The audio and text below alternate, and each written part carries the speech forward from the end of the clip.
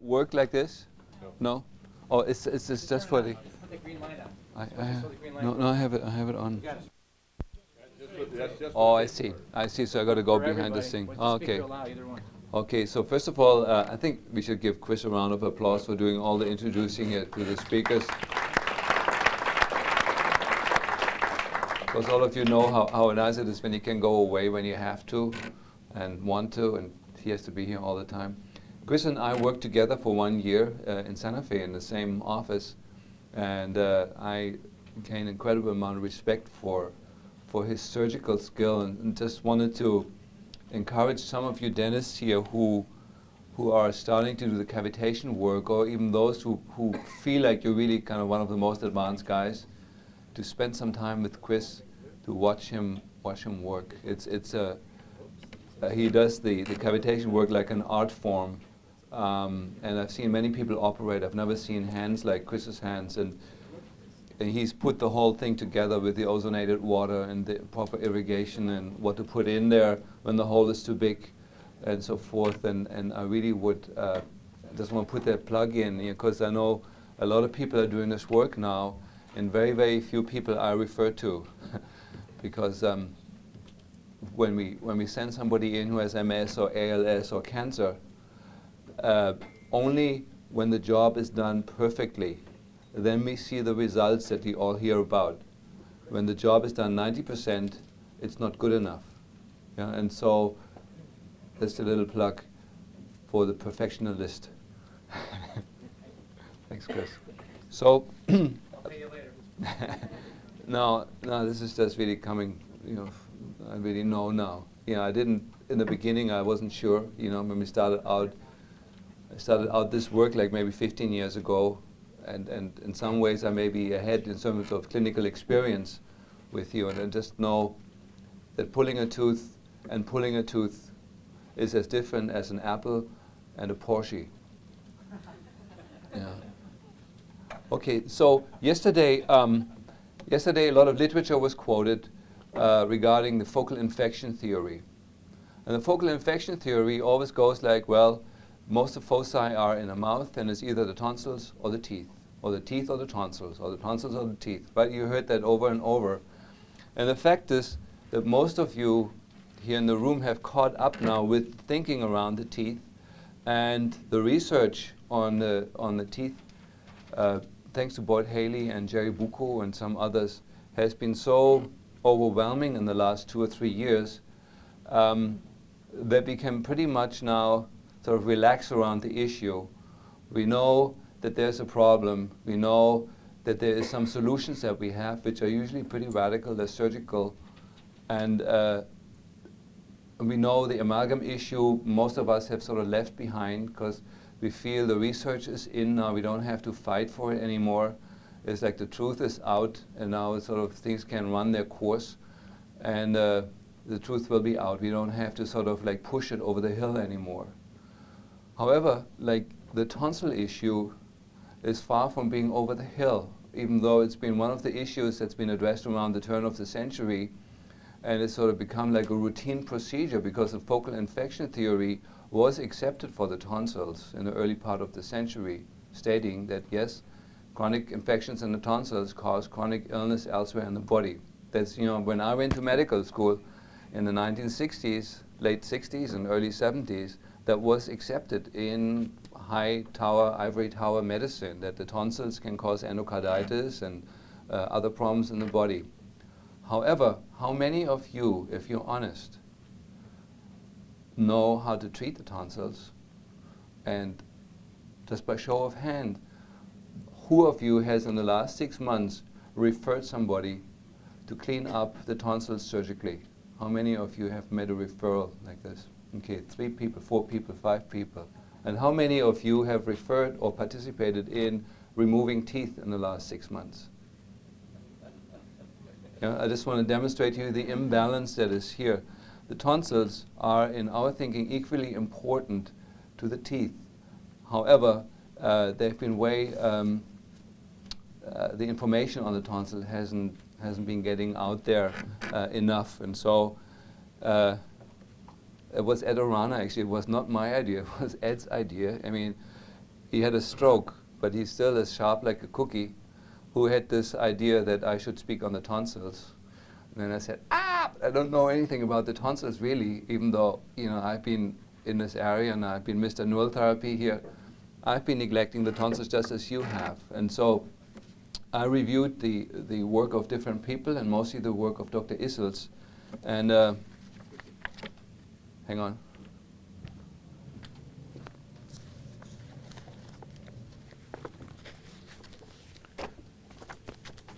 It's from his German book. It's called Mehr Heilungen von Krebs. That means further healings from cancer. And Isa Issels showed yesterday like some references to that. And in that book, he has a chapter dedicated entirely to the tonsils. And I just wrote you a paper. That's the paper you should have now. It's called The Tonsils and Their Role in Health and Chronic Illness. And basically, I made a summary of the work of Dr. Issels as I understand it and as I read it in the book, and putting it together with my own limited experience on the topic. And just want to introduce you to it. The main research, and I can give you right off the bat, that was done in the early 50s. Somebody had the glorious idea of putting some ink into the pulp of a tooth. Somebody was going to do a root canal filling and said, well, wait a minute, before I put the root canal filling in there, let's just see what happens. And he put ink into the center of the tooth and then watched what happened. And lo and behold, within 20 minutes, the tonsils on both sides lit up deep blue.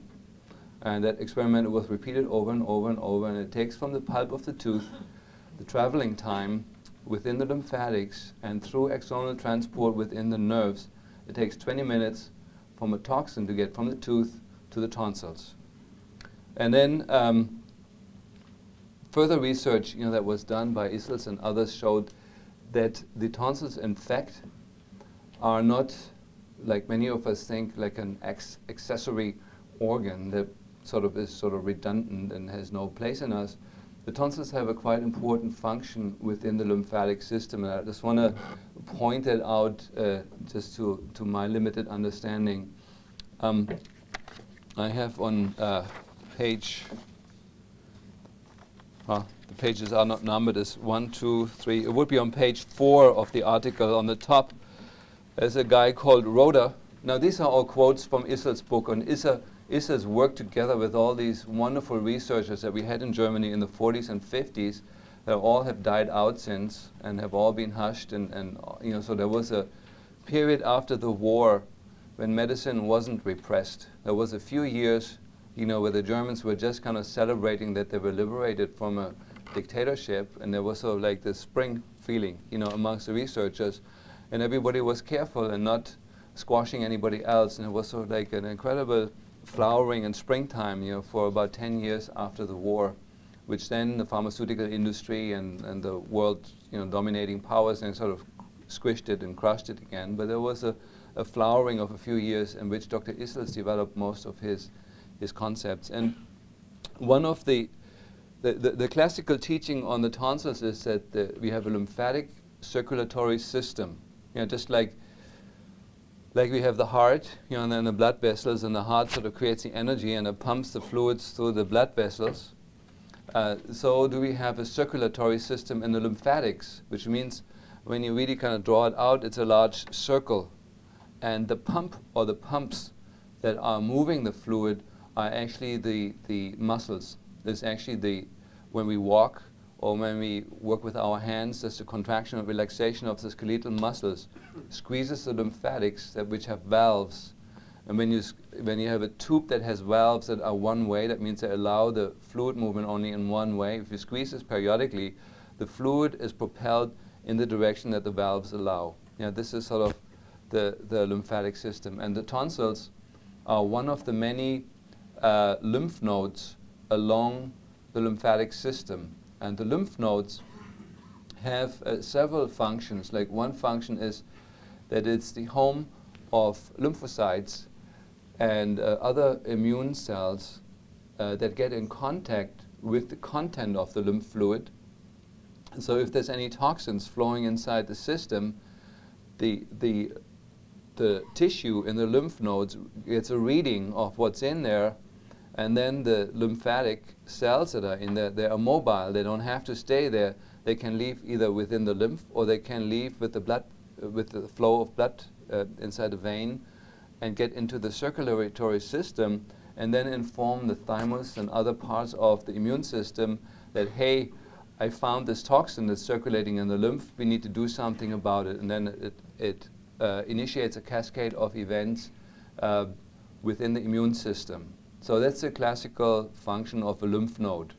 It's a system also like where macrophages and other cells can attack something that's in the lymph. So it's both a cleaning station, it's a station that gives feedback to the rest of the immune system.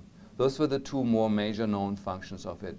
Now there's a third function that Roda reported on in the early 1950s, which is that the tonsils are also an excretory organ.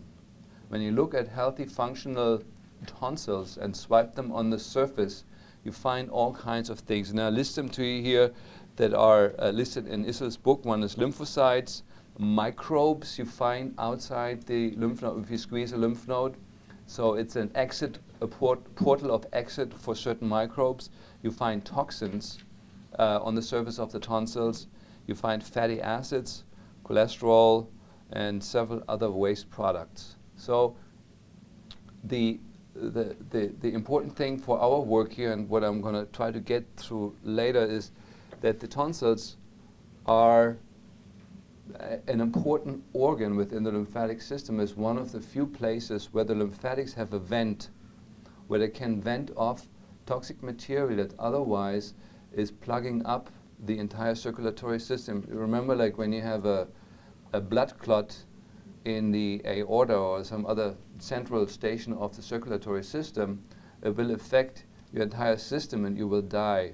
The same thing is true for the lymphatic system. If your lymphatic system is completely plugged up, it's not compatible with life. And so the tonsils are an important station, and cleaning up and opening a valve on the lymphatic system that allows the proper functioning of the lymphatic system. And if this valve is dysfunctional, will have severe consequences on the system. And what is true, unfortunately, for the teeth, most of us agree now that when we have a root canal tooth that's toxic, that the proper treatment for it is removal of this tooth. If you have a dead tooth that is toxic, the proper treatment of that is to remove the dead tooth. If you have a tonsil that has become dead tissue, that means it's scarred up, it's lost its valve function, it's lost its function as a functioning lymphatic cleaning organ, the proper treatment of this tonsil is to remove the tonsil. There is no treatment, and those old-time neural therapists here in the room, there is no neural therapy treatment, there's no treatment that we found so far that has managed to turn a chronic atrophic tonsillitis, that's a chronic degenerated tonsil, into a functional tissue again. This chronic degenerated tonsil becomes a focus just like a dead tooth. And what is interesting in my observation, and most of you know I use a type of muscle testing as my sort of a quick way of getting some information from the body, what we find is that the root canal toxins or the dead tooth toxins end up in the tonsils, and vice versa. You clean up the whole mouth, you do all this beautiful surgery and all these wonderful things that you do, and the patient does great for 3 months. And after 3 months, he breaks down again because the tonsils weren't included in the treatment. The tonsils are now a breeding place for the same bugs, the same toxins. What happens from the tonsils, the jawbone gets resettled with the same bugs that were there before, and your whole beautiful surgical results are destroyed because you didn't clean up the whole thing. You know from the way that infections go, if you have an infection and clean it up 90% and leave 10% in there, that those 10% are well enough to reoccupy the space where they lived before. And the bugs tend to go where they set up home first. You know, when the bugs have lived in your jawbone for 30 years, you clean up the jawbone, but you don't clean up the tonsils, and the bugs in the tonsils are going to go back into the jawbone because that was their main place where they used to live for 30 years. And the same happens, when you have a criminal that gets, into jail, and the way they recapture those criminals most of the time, where they look? They look at the place where they lived before they were captured. And most of the time, the criminals will show up there, because it's sort of nature of, of anything that's alive. It seems to be going back to where things were before. So this is sort of like one of the major things I wanted to give you. Let me kind of do a few reviews of this article here. Oh yeah, first of all, I've listed to you the word tonsils, of course, is a misnomer. We have actually 5 sets of tonsils, anatomically spoken. We have the palatine tonsil, which is what's commonly referred to as the tonsils. So these things that sit here in the back of the throat, those are the tonsilla palatina, or the palatine tonsils. And we have the adenoids, which are the pharyngeal tonsil, which is a more technical term. The adenoids sit above the roof of the mouth in an anatomical, very important structure. They sit in an embryological structure which is called Rathke's pouch. Now, I don't expect you guys to understand embryology too much. The pituitary is an organ that grows out of the roof of the mouth. So you have the roof of the mouth, and sort of like a finger sort of indenting the roof of the mouth. There's a force that pushes the cells of the roof of the mouth upwards, and that becomes the pituitary gland.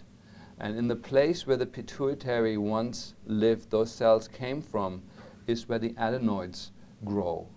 So that makes for a very inherent, intimate relationship between the adenoids and the pituitary gland. And in neural therapy, most of you know that, whenever we have any hormone dysfunction that we suspect comes from the pituitary, or if those of you who do muscle testing or EAV testing, if you find the pituitary to be toxic, the pituitary is not shielded by the blood-brain barrier. Again, because the brain grows out of the neural tube, whereas the pituitary gland grows out of a pharyngeal tissue, grows out of skin, basically, and has a totally different blood supply. So the pituitary gets toxic like any other part in the body without being shielded by the blood-brain barrier. And therefore, we find very often the pituitary to be very toxic. We find iron in there, iron deposits, which can be very devastating to the hormone producing properties of the pituitary. We find mercury in there, we find lead, we find cadmium, we find aluminum. And the treatment is then very simple. We simply have to introduce the detoxifying agent into the adenoid area, and it will be taken up from there into the pituitary through the circulatory pathways, and very effectively remove metals from the pituitary, leading to complete normalization of hormone function. So this is one of the major things we've done with one of the tonsils. So that is one of the tissues that we can use very effectively by understanding the embryological relationship. Then there's 3 more tonsils. There's the lingual tonsil, which is like when you look way back on your tongue, there's this rough tissue. This is lymphatic tissue, which is the same tissue as the tonsils. And then we have the laryngeal tonsil, which is close to the vocal cords. We have a lymphatic structure. Now this is 5 different tonsils. They're all referred to as tonsils in the anatomical literature. And those 5 structures, when you look at them, how they're placed in a ring-like fashion around the oral cavity. And in the old anatomy books, it's referred to as Waldeyer's lymphatic ring. And the interesting, I simply refer to it here as the W ring. There's 5 tonsils sitting together on a ring-like structure. And the inherent beautiful thing about that is there's no food or no air that goes into your system that does not pass by these 5 tonsils. And therefore, it has been concluded already by the old German physiologists that this constitutes an early warning system of the body. That's one of the additional functions of the tonsils. Like any food that you eat that may be toxic, that passes over your tongue, there's an immediate information transfer from the food to the lymphatic tissue in the lingual tonsil that then initiates appropriate body reactions to deal with the toxin coming in, or when you inhale something that's toxic. Now, why do I say this? Well, one of the illnesses that has become very prominent in the last few years is multiple chemical sensitivity, MCS, or chronic fatigue syndrome. And in those patients, we always find hyperactive lymphatic tissue in the W ring. And so the treatment simply in neural therapy is to detoxify those tissues by injecting the 5 tonsils, which we have different injection techniques for, and very quickly the immune systems of those people will become normal again. So it does help to understand anatomy sometimes a little bit. Now, I just want to go back to Issel's work. And I listed like some of the most important things that you need to know about it. It's really on the last 2 pages of my little article. So this is like page 4 on the bottom. I just have the section that says results. I want to talk about those a little bit. Now, basically, Issel's kind of has documented several stages of tonsillar degeneration. Initially, the tonsils are a very helpful tissue. There is such a thing as healthy tissue, as healthy tonsils in grown-ups, but I've not seen them. I've not seen them. One of the definitions that Issel's had for healthy tonsils was that you have to be able to luxate the tonsil out of their bed. It's very simple. Like he used to do it with a spatula. I do it with a finger. You kind of take your gloved finger and you pop it in the tonsillar fossa, and the tonsils are like sort of like a bean-shaped, bean-sized sort of organ in a grown-up age. They're smaller than in children.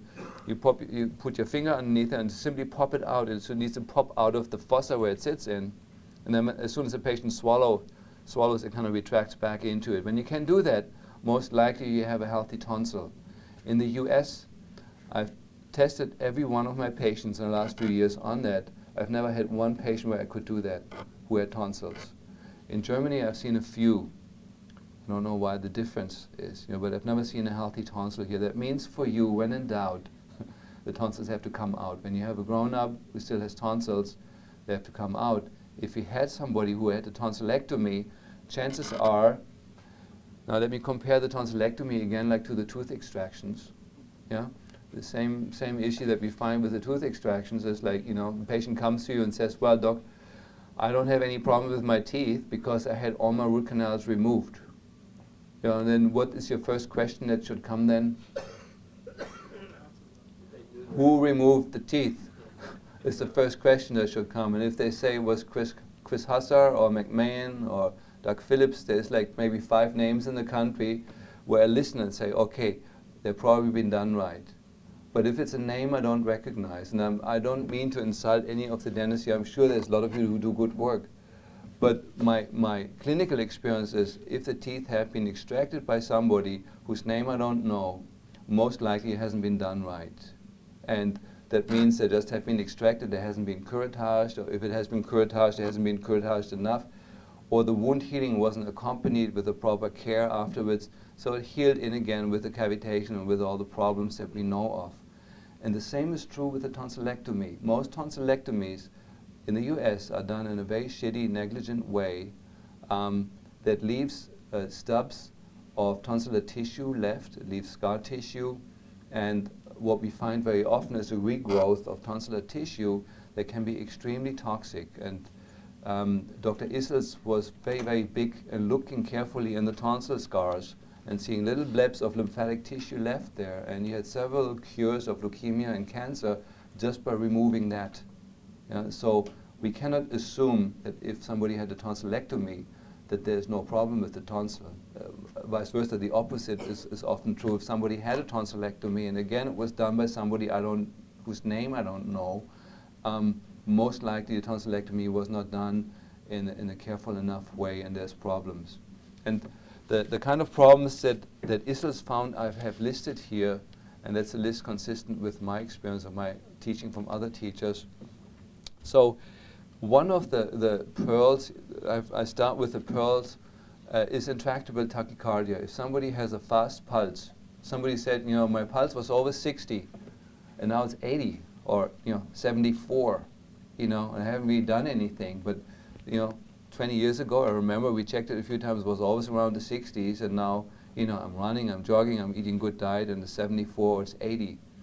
And many of you kind of probably have an intuitive sense about that. There's been several theories on anti-aging, you know, what makes us grow old.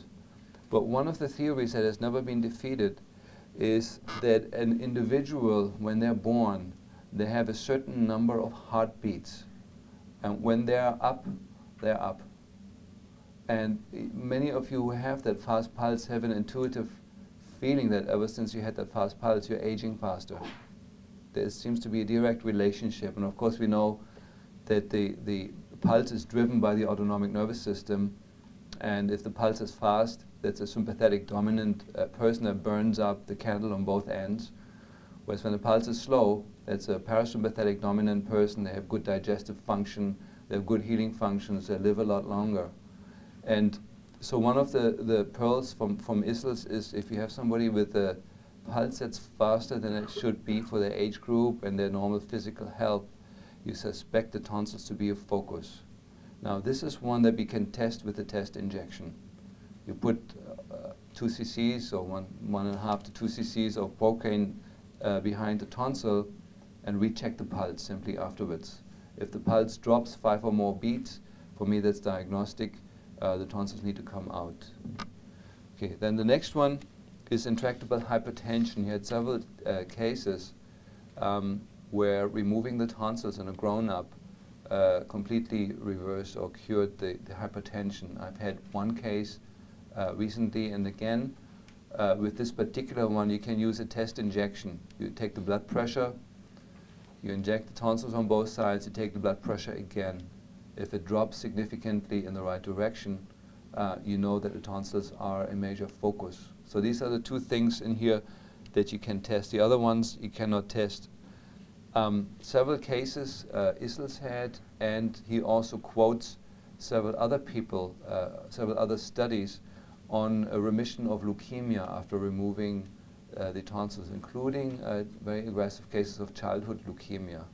Now, leukemia treatment has made big progress in the last 10 or 20 years. It's one of the few cancers where we're actually seeing some successes now, and with the bone marrow transplants, even more.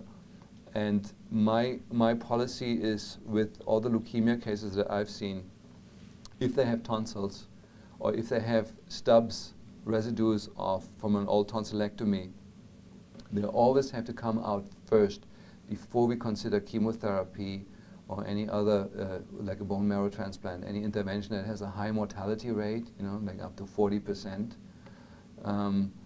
And with the tonsillectomy prior to it, I have a very strong feeling that the survival is much, much, much improved. With leukemia, because of the bleeding tendency, ISLS used to do only one side at a time, which I think is good policy. You do one side, you wait until it heals, and then you do the other side. Isa, you're always welcome to lift your arm up, if you have like something that because I know Isa really knows much more about this than I do, because she's been side by side with the man. And I kind of would be happy to listen to you. Okay, but if you have any, anything, so yeah. I'm just wondering, when you say for somebody to have a tonsillectomy, are you taking out all 5 sets of tonsils? No. When we talk tonsillectomy in the way that ISLS did it, we talk about the palatine tonsils right now. Yeah, even though the adenoids sometimes rightfully have to be included, and the other ones are not operable, but the other ones respond very well to the Sanum remedies. Yeah? So some of these tonsils we can treat conservatively. The adenoids respond amazingly well to conservative therapy, but the palatine tonsils are the ones that become chronic atrophic, and they have to be operated. They're like a dental focus, where we have not found a way of... And when the palatine tonsils are gone, then the others normalize. Yeah, thank you. So they have a dominant influence on the W ring, on the Waldeyer ring. And so you fix that, and everything else kind of tends to fall in place on its own. Yeah. Good, then we have the cancer tonsil link. Now, for ISLS, it was very, very clear that it's not the tonsils causing the cancer. but a lot of the complications in cancer were caused by the tonsil problem. And one of the main ones, those of you who deal with cancer patients know that most cancer patients, if not all, die of cardiovascular failure during somewhere along the course of their illness. And Issel's, the first thing that he observed were some remissions that he had in cancers after doing tonsillectomies on them. That was, first of all, coincidental findings, and then he made it a policy in each cancer patient to carefully look for the tonsils or residues of the tonsils, and found virtually in every patient he's treated since then some improvement or another in the course of the cancer treatment, either extended survival rates or the subjective increased sense of well-being, dramatically decreased pain levels, and which I think is most important for us here in this context, is much more dramatic response to conventional treatment. That means whether chemotherapy worked or didn't work wasn't depending on who gave the chemotherapy or what agent was used, but the critical issue was were the tonsils there or not. With the tonsils removed, people had much better response rates to chemotherapy. Isa, do you have any more aspects on the cancer issue that I've overlooked? No, I don't Yeah, okay. I just would like to say that Joseph did teeth and tonsils to straighten these problems in the very first week, if possible, or 2 weeks. Yeah. And he did not give fever therapy before teeth and tonsils were removed, infected. Yeah, and the same as far as I talk a little bit about later about the holistic approach to cancer. You know, how we implementing all this knowledge and put it together. But the main thing is the tonsils in this country, and I'm partly feel responsible for that. We didn't follow the tonsils aggressively enough, and I tell you in a moment why. Maybe let me just kind of go through these, and I tell you why we've overlooked the tonsils. Many of you know the paraneoplastic syndromes. You know, when somebody has cancer, often one of the early signs is they get an embolism of a coronary artery or a vein, deep vein thrombosis in the leg. Again, Issel saw that those problems were completely prevented by removing the tonsils, by keeping the lymphatics. You have to look at the tonsils. So here's the lymphatics, like the circulatory system, like one circle, where the fluid gets pumped unidirectionally until it ends up in the veins, and the pump is the muscles. And if there's any blockage on this ring, the entire lymphatic system is in a stasis mode. It doesn't flow. And the tonsils are sort of the bottleneck of the operation. That's maybe the best model you can have in your mind. You know, it's a bottleneck of the operation where it gets plugged up. And by removing the tonsils, you open that area up. You get the circulation back. Improvement of digestion. There were a number of cases he had with chronic constipation and other types of disorders of the colon and of the digestive tract. The ability to detoxify. He actually looked at at what comes out in patients and analyzed it and looked at the ability to excrete toxic material in the body. And then, okay, we have this. Then of course the classic one on the tonsil is that was around the turn of the century. There were a number of papers showing the connection of tonsil infections and arthritis. And you know that the classical rheumatic fever. There's now, rheumatic fever is a childhood illness. A child gets tonsillitis and shortly afterwards gets very hot, inflamed joints and maybe become crippled by that. Now that illness has almost disappeared, even though the tonsils have not disappeared. And what many of the German physicians today think, rheumatic fever was a sign that the person still had a functional, healthy immune system and could respond in that way. Now patients don't respond for 10 or 15 years, and then they develop chronic fatigue. Chronic fatigue being one of the low, smoldering forms of a post-streptococcal illness, and there's a lot of good evidence for that.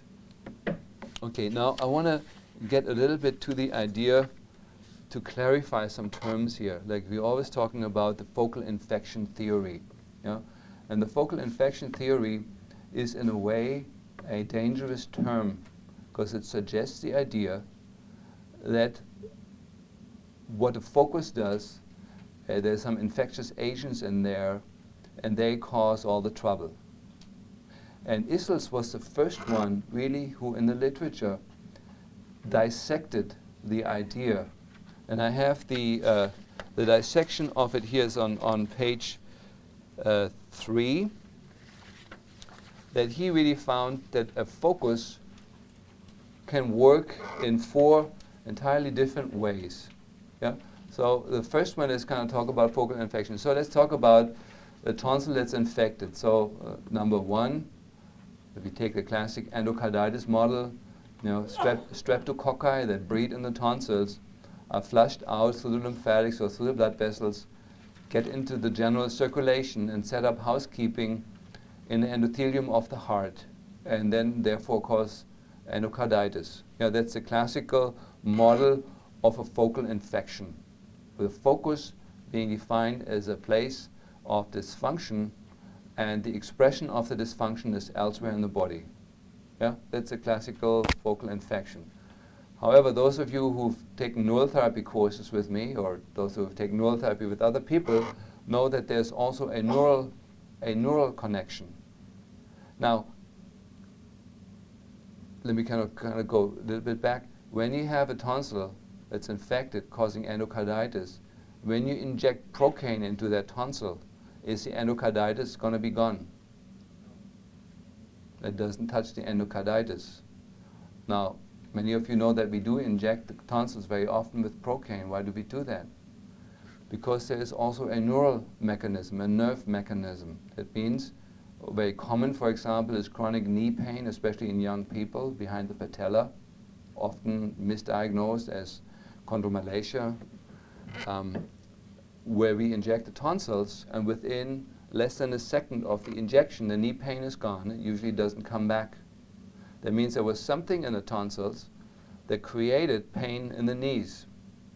And since local anesthetic was able to abolish that phenomenon, it has been assumed that there must be a nerve connection, and therefore we call this a neural mechanism. And in neural therapy I go on the current theory, how that involves the autonomic nervous system and the projection areas in the brain and so forth.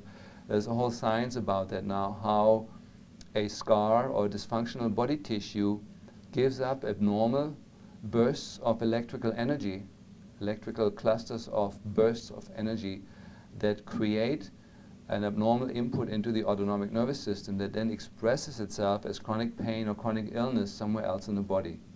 So that's the second mechanism, that's a neural mechanism. The same tonsils, one is an infectious agent, the other one is something with the nerves, completely unrelated, but originating in the same tissue. One we can test to by doing an injection, the other one we cannot test by putting an injection in there.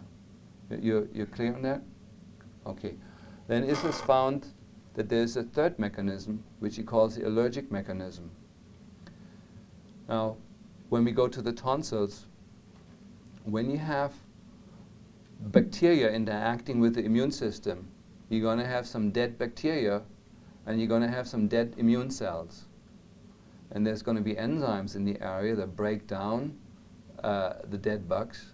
And what you have then is some proteins and some peptides and some sludge products that get into the general circulation. And some of these may very well be the size where they can cause systemic allergic phenomena. Do you follow me on that? So, for example, with tonsillitis, you can have what's called scarlet fever, where your face gets all red and flushed. That's not the bugs being there in the face. That is an allergic reaction your body has to the breakdown products of the streptococci. Or post-streptococcal glomerulonephritis, failure of the kidneys, a deadly disease, mostly in young women. My first job in internal medicine was on a ward of 20 women, and my job was there for 3 months. I was there. And of the 20 women that were there on the day when I entered this ward, 18 were dead at the end of 3 months. There's glomerulonephritis, post-streptococcal. It's an allergic reaction that the body creates in response to the streptococci. It's not the streptococci attacking the kidneys and eating the kidneys up.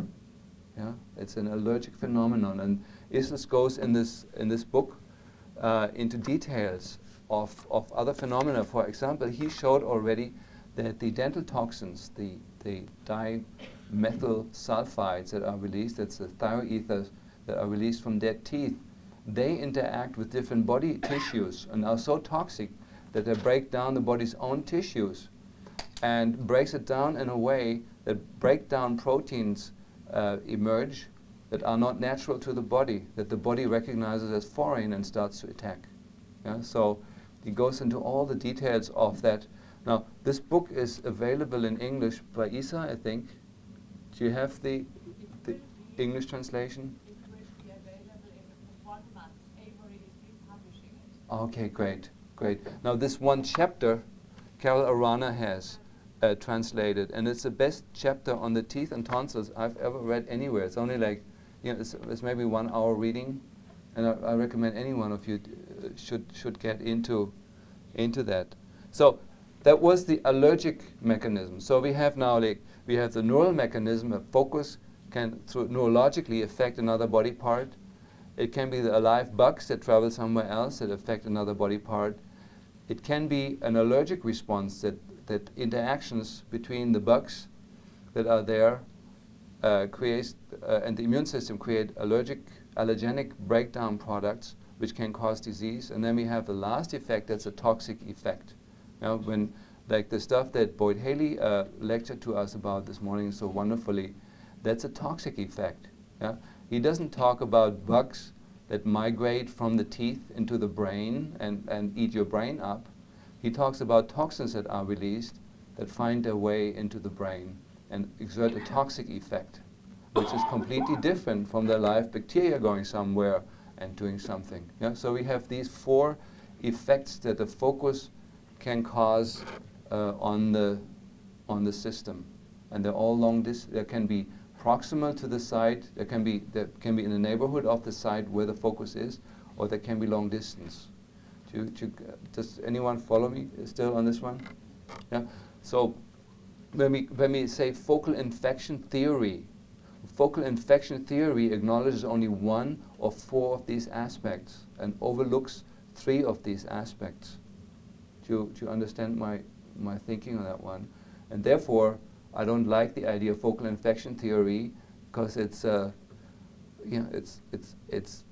highlighting 25% of the truth. And for Americans, that always means, sort of, they're not going to look at the other 75%.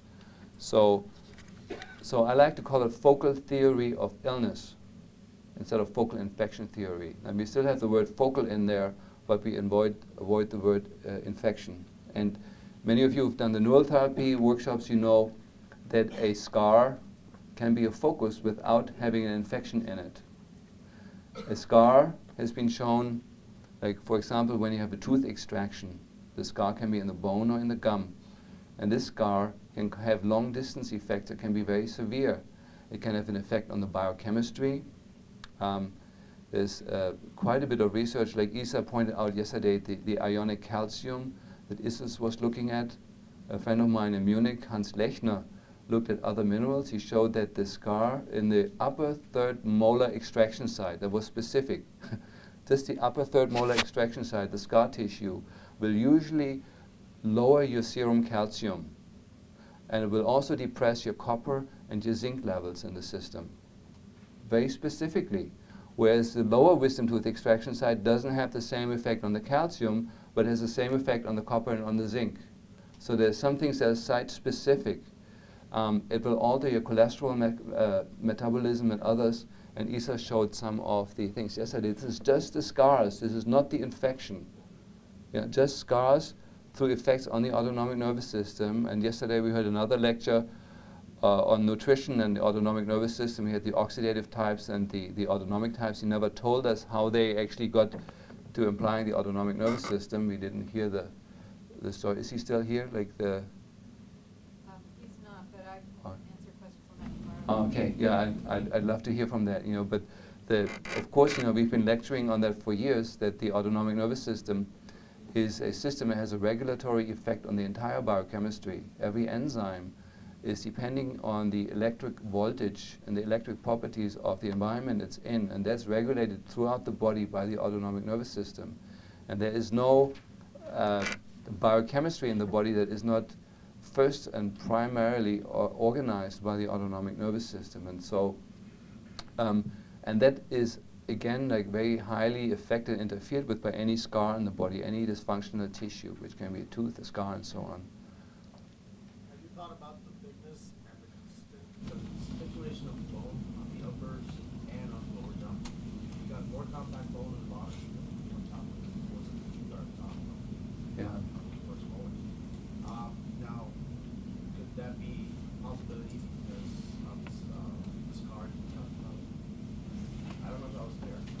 Yeah, no. So the bone doesn't make a Yeah. difference in the prospect? Well, I'm sure it does. You know, he refers to like the lower jaw. You know, those of you who do the operations, you know, like the upper jaw is always a piece of cake. You know, you kind of just, any instrument will go in there and you scoop it out, and you're pretty soon done. The lower jaw is the one where it needs much more artistry because the bone is very different in its characteristics, and I'm sure some of the site-specific things have to do with the nature of the bone.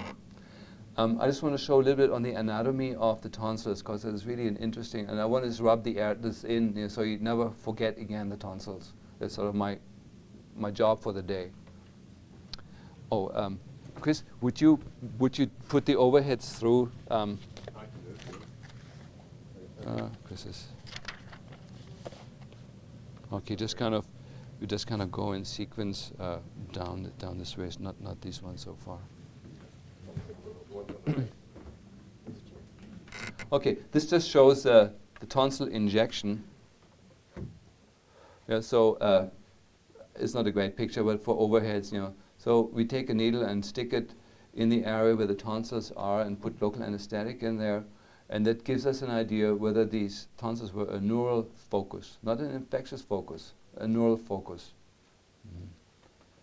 And this is the anatomy behind the tonsils, which is very interesting. So when we look at it, this is supposed to be the teeth here, so that the dental arch kind of goes around like this. This is the tongue here, here's sort of midline. This is the vertebral body.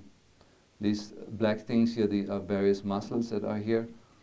And this is the carotid artery back here. It's sort of very short distance behind the tonsils. This is the tonsils. And when you look at the tissues very carefully, the carotid artery, and what you have here, I'm just going to read it. So you got the sympathetics. This is the top of the superior cervical ganglion, which I will go into in a moment, which sits right, this is like about 1/4 of an inch to 1/2 an inch here. In a soft tissue, there is a fascial plane here that really keeps the infections on this side and this area separated, unless you have your first infection that eats through this fascia. And for the rest of your life, when you examine this in grown-ups, there is no more fascia here that separates these tissues. So once you had a few juicy tonsil infections or had a tonsillectomy, the fascia behind here is destroyed. And you have a leaky tissue that goes all the way where the same bugs that are here you find around the carotid artery. And you have here, you have the vagus nerve, you have the sympathetics, you have various other structures, the hypoglossus nerve, the glossopharyngeal nerve, and so forth. And let's kind of go to the next one. And then the other structure we want to look at is the lymphatics. And basically, this was again Isles and his colleagues that showed that the entire, let's remember like what the lymphatics are for. The lymphatics are really for collecting any toxic breakdown products that originate in the body anywhere. And they go through a number of lymph nodes within the lymphatic system to be cleaned up before they can be released into the bloodstream, where then they circulate through the liver. And it needs to be prepared for that. So once it gets in the blood, the proteins are broken down, so they're not allergenic, and there is material that the liver can now detoxify. And the lymph nodes, goes through a series of lymph nodes to be broken down into that material. And now the anatomy of the head is that there is no structure above the neck, that is the teeth, the sinuses, the brain, the muscles, the jaw joint, the tongue. Any lymphatic drainage from these tissue goes through the tonsils. goes through the ring of Waldeyer. So any toxic material that originates anywhere in the jaw, let's just stay with the teeth, has to go through the tonsils. You know, and that simple experiment with the ink in the tooth, any one of you can repeat that. Yeah? You can read it up, what kind of ink he used, and you can repeat it. I did it, I quoted that like a few years ago in my neurotherapy workshops. We did that when I was a medical student. I was reading some of Issel's stuff, and you know, I had chronic sinusitis and all this kind of trouble with my tonsils, and I was wondering, and so we just simply dripped, you know, some ink into my sinuses. You know, you can do that by reclining and putting, you know, just letting ink run into your nose. And we waited, and it took about 20 minutes, and it was my tonsils turned bright blue. Yeah, and so this is how we can demonstrate how anything in the head that goes wrong will go through the tonsil area. This is just showing here the lymphatics, you know, the very dense lymphatic vessels around the jaw. This is just another picture. We can do the next one. Now, here's one on the superior cervical ganglion. Now remember, the top of the superior cervical ganglion, this area here, is right behind the tonsils. And this shows, first of all, how the sympathetic structures are highly intertwined with the second and first cervical nerve root, with the trigeminal nerve. There's a direct fiber connection to the sphenopalatine ganglion and so forth. I don't want to bother you with the anatomy more, but one of the things you need to know, the superior cervical ganglion is the structure that regulates the blood flow to every single structure in the brain. That means your hypothalamus, your cerebral cortex. All these structures have their own individual blood supply, and as it's now understood, all these major blood vessels in the brain have smooth muscle. That means they can be wide open, they can be dilated, and they can be contracted. And it is this ganglion that regulates this traffic, and it sits right behind the tonsils, meaning that any dysfunction in the tonsil area will have a huge effect on the largest sympathetic ganglion that we have in the head and face area, and it will have a huge effect on what goes on in your brain. Chronic depression, schizophrenia, like all the things that lately have been linked to over or under supply of oxygen in the brain are linked to this structure, which is highly intertwined with the tonsils. Okay, this is just showing the injection of the superior cervical ganglion. For those who haven't seen it, it's an exact same injection technique that we use to inject the tonsils. Yeah? So you can technically not distinguish between injecting a tonsil and between injecting a superior cervical ganglion. This is out of a German anesthesia atlas showing the injection to the superior cervical ganglion, which is identical to another book that shows the injection technique that I showed you on the first page to the tonsil injection. So it's the same injection technique, different name, because the anatomical structures are so closely related. How deep is that needle bone? 3/4 of an inch. It's just the same technique. It just kind of shows the angle of approach. You can do the next one. And yeah, just do the next one. Just skip this one. Yeah, this is just showing some of the other structures. So here's the superior cervical ganglion from another view. Here's the stellate ganglion, and then there's the middle cervical ganglion. All the ganglia, the sympathetic structures that are responsible for pumping 70+ neuropeptides into your brain and stimulating the brain in various different ways and regulating the blood flow to the brain. All these ganglia are sitting right adjacent to the lymphatic chain that comes down from the tonsils. So anything goes wrong in the lymphatics, there's a spillover, and it gets directly onto the autonomic nerves, having a huge effect on how you feel and on how your health is like. Okay, this is just a stellate ganglion block. You just skip that one. Skip the next one too, and let's now go back to the first page, a colorful page there. Yeah, that one. So this is a little review of the so-called ground system. When we look at any given tissue in the body, it looks something like this here. You have a blood vessel in the neighborhood, you have connective tissue, and close proximity you have cells. And this is the slide is used to explain the focal theory of chronic illness. So when you have any type of infection, it primarily would be in the extracellular space, somewhere out here. And the infectious products can either get into the blood vessels and be transported away. Yeah, that's the mechanism of endocarditis caused by the tonsils. Or you have lymphatic vessels, which technically look the same. Lymphatic vessels can be entered by bugs, by bacteria, fungi, viruses, and they can set up homekeeping somewhere else.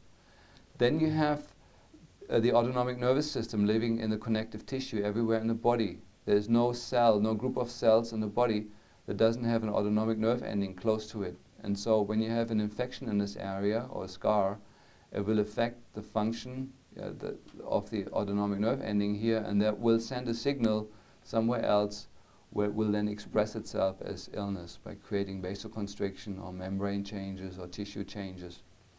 This is just like a little review of this stuff. Okay, so maybe just show me that one last thing, that slide that was on the other side. Yeah, that one. Yeah. This is just one page I made for you. We talked a lot about the connection of chronic illness and infections. And this says here, relationship of chronic illness and infection with published data in peer-reviewed literature. And I sat down one day and kind of said, well, we're all talking about, MS maybe being caused by a bug, or, Boyd Haley saying, hey, the dental infections, they may be responsible for at least contributing to Alzheimer's disease and stuff. And, where is the, and we're getting back into cancer, maybe still being caused, by microbes and being involved in there. Where is the data? And so me and a couple of other guys that were at one of Omura's meeting got together and kind of looked at some of the articles that we could actually find and establishing some links between some of the illnesses that were considered autoimmune. We talked about that term here before, and showing some very hard data of these illnesses, at least in the patients examined, actually really being caused by infectious agents. And this is sort of like just a listing of them. Herpes type 6 and MS, cytomegalovirus, Lyme disease, which is a bacteria, and always in conjunction with mercury. That was in all these articles. It always made that link that there needed to be a terrain change with mercury. And rheumatoid arthritis, mycoplasma was the leading organism that was isolated there, and diabetes of cytomegalovirus and so forth. It's not important to me that you see all these, but at least to make the point when we that there is a link much more so than we know between infections and chronic illness. Okay, you can put the light on, and I'm just gonna. So I don't know, Chris, how much time do I have left? If you want, it's 4:30. You have a half an hour. If you For want. half hour. Okay. What I like to do is do a little demonstration with some very simple kind of thing. Now, I always take the liberty here in these courses to kind of go a little bit over the edge, to push you over the edge a little bit. And so take that, that liberty. Oh yeah, one thing first, I have a academy that teaches neural therapy, and you hopefully got some of these brochures. That's my annual brochure. This is how I make most of my money, so I can afford to treat some patients for free and for inexpensive by teaching workshops where I make a lot of money in a weekend. I wish you all could do that, and then you can see patients and you don't have to turn around every dollar, the patient gives you and see if it's enough or not. I encourage you, the Neural Therapy A course is I think a must for every dentist or every physician, even every lay person.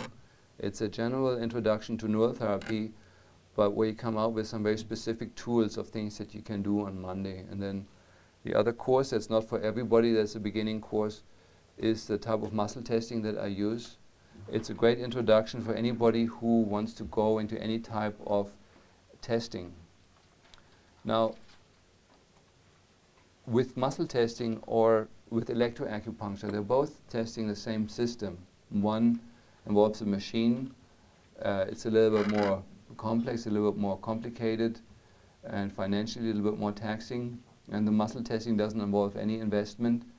It still gets the same results, but it may require a little bit more manual skill. And I just wanted to show you, demonstrate to you that you never forget it, how a tooth affects the body. And I think I hope I'm going to be able to demonstrate that. I found the tool here that I needed, that I was missing, is this little red laser.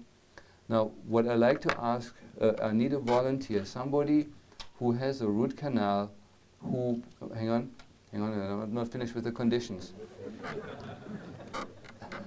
Somebody who has a root canal, just one, and who believes that the root canal has been tested by other people and is not causing any harm. I mean, this is not, I'm not going to ridicule anybody or so, it's just, Ewan? Oh, okay, who else is there more than one person? Okay. Okay, and you've been tested by people and it's been testing okay? With the computron. Okay. Let me use him because we see each other again anyway. Let me use you as a demo, and then we see. Is Lena here? Lena, did you bring the little test stuff? Okay, yeah. Let's just set that up.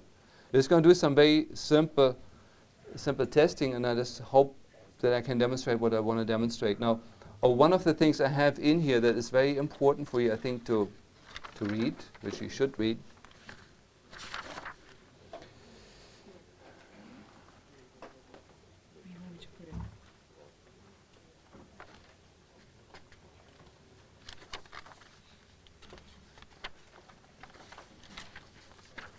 Let me see where this is now. Wait, would you put that up just kind of on the side of the thing there?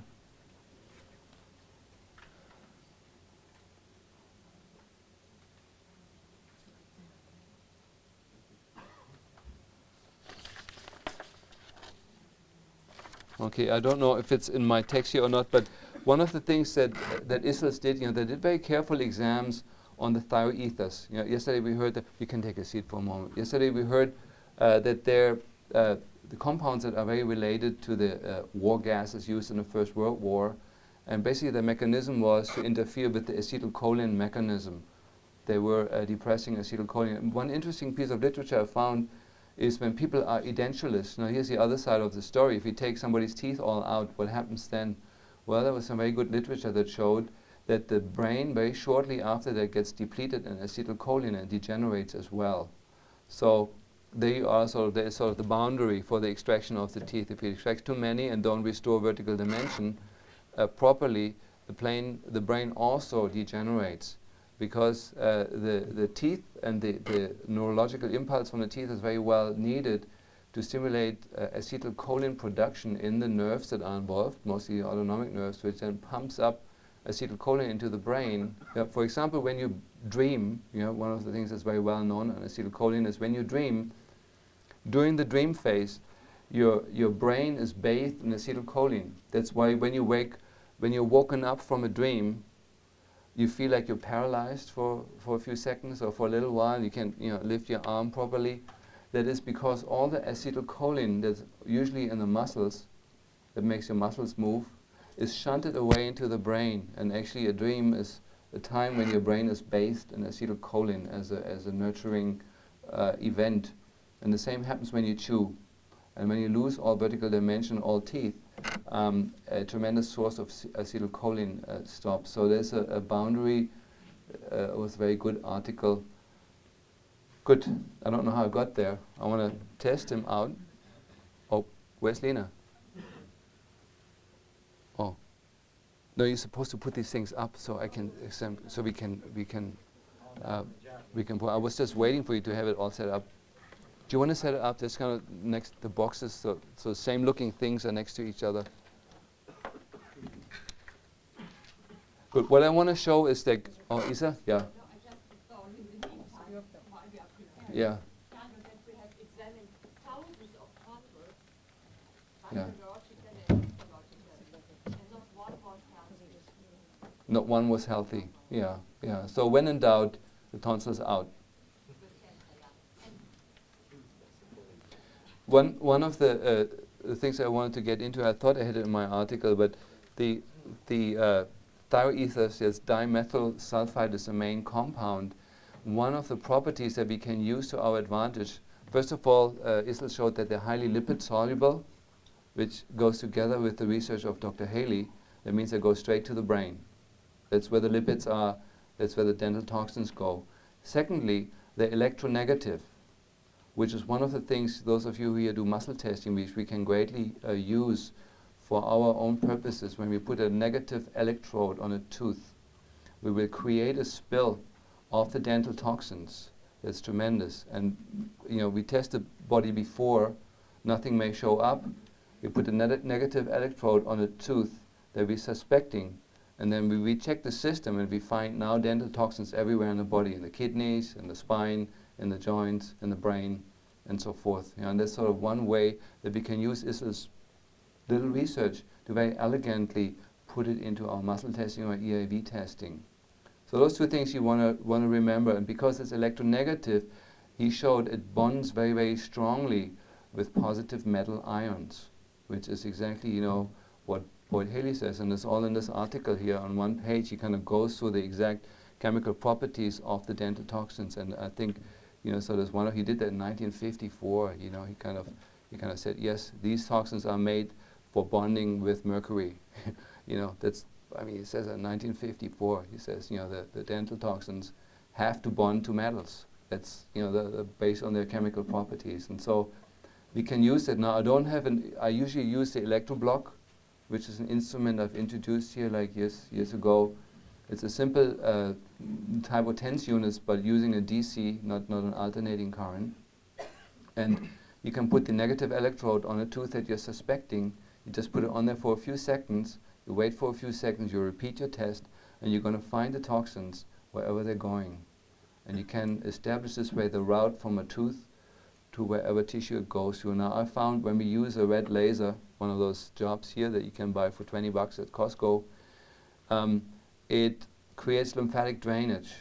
And one of the things I said yesterday as a comment, one of the other things that fascinated me from Isla's research that we really haven't accepted yet is that he found, again in 1954, that when they gave a patient systemic remedies like aspirin, antibiotics, penicillin at the time, or pain drugs, it took about 4 to 5 hours, and they would find it in the most distant aspect of the dentin tubule.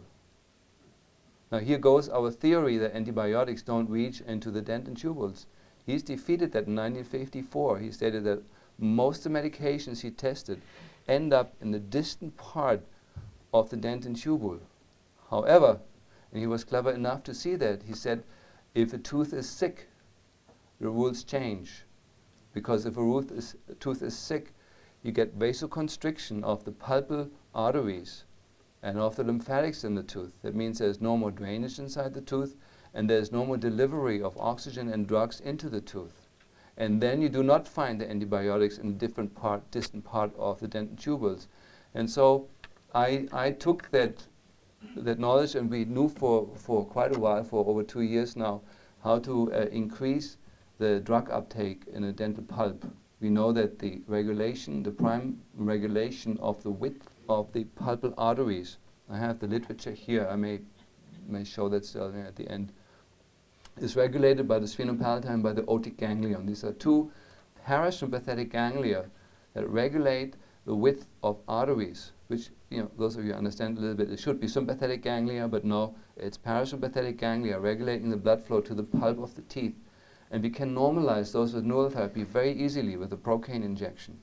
And we can use a red laser here, which creates local vasodilatation when we shine it on the laser. And so with this, we've been able to greatly reduce the toxicity of teeth and get a number of ill teeth well by delivering. Now I don't use antibiotics, I use the underlying remedies, by delivering the underlying remedies into the distant part of the tooth by doing the drug uptake enhancement. And so what we can do, if you want to test a tooth, what we're going to do with him now, I want to see, is this tooth really innocent that he has? And then I want to challenge it with a laser. By putting a laser there, we create some lymphatic drainage of the tooth, and the toxins that are in the tooth are going to appear in the systemic circulation, and they're going to go where they habitually go. It may be the kidneys, it may be the prostate, it may be the spine. And with the muscle testing, we can demonstrate it in a very simple way. And you're just going to be with me. I don't know if it's going to work out. I forgot to pay him at lunch. Do you have any chronic problem sites in your body, any areas sort of that are more commonly ill than others? My digestion. The digestion. It's like I can't digest my food very good. Is it like the colon, like you're constipated, or is it like the stomach? Sometimes I think it's the stomach. Stomach, no. Okay, okay. Do you mind kind of moving more on the edge here, because I need to stand on this side of you. Okay, Dr. Lina Garcia. I've met Lina. One of Omura is one of the great geniuses, you know, in this country. He's a physician in New York who developed a certain style of muscle testing, which is not what I'm going to demonstrate. I'm going to use some style of muscle testing that's easier to see. So we use this indirect testing, it's called. Here's some peer-reviewed literature on that this testing is much more reliable than the what I call the department store kinesiology is as good for you, yeah, sort of. So we we use this kind of setup, and then first of all, I'm just going to scan his body, I call it, and look at his brain, the sinuses, the tonsils briefly from the outside, the thyroid, the lungs. What we're looking for really is stress signals that come from these organs. Yeah, when an arm goes weak, that means there's some excess sympathetic arousal in these tissues, meaning that they're under stress. That's all it means. We don't know what else it means. So we have the liver, the stomach, small intestine. Small intestine, we get a test. Prostate, colon. Let me do the kidneys. Okay, so the only place that I find in him that's sort of right now, sort of in the clear, as we call it, giving him a stress signal, is the small intestine. So now let's test the tooth. Just kind of hold it like. Yeah, just holding the tooth doesn't do anything. Then there is. Do you mind getting a spatula out of the black box? Then we use a test. I didn't specifically test for it. Well, I just eyeball it now a little bit. Is Andy Landerman here? Yeah. Andy, thanks for this test. Now I'm using Andy Landerman's test that he showed me about 5 or 6 years ago using a teaspoon. Now, you don't have a teaspoon here, so I use a spatula, but I think that's okay, huh? Yeah, accept that. But it's been one of the greatest things to have learned this test from Andy, that you cannot, when you use EAV or use muscle testing, you cannot test the tooth by simply holding a finger there. That's department store kinesiology that's based on psychic phenomena. I don't know what the hell you're testing when you're doing it that way. What we want to do is we create a stress in the tooth. A healthy tooth, when I tap it, doesn't give us the stress signal. Let me tap a tooth that looks healthy here. Okay, here's a nice healthy looking canine down here. I'm banging on it, and let me see stress signal or no. No. Put my finger? No, you don't need to. No stress. Now I'm going to go. Do you have another tooth that you know may be bad or may not be bad? I'll try this one. Okay. First molar, lower left.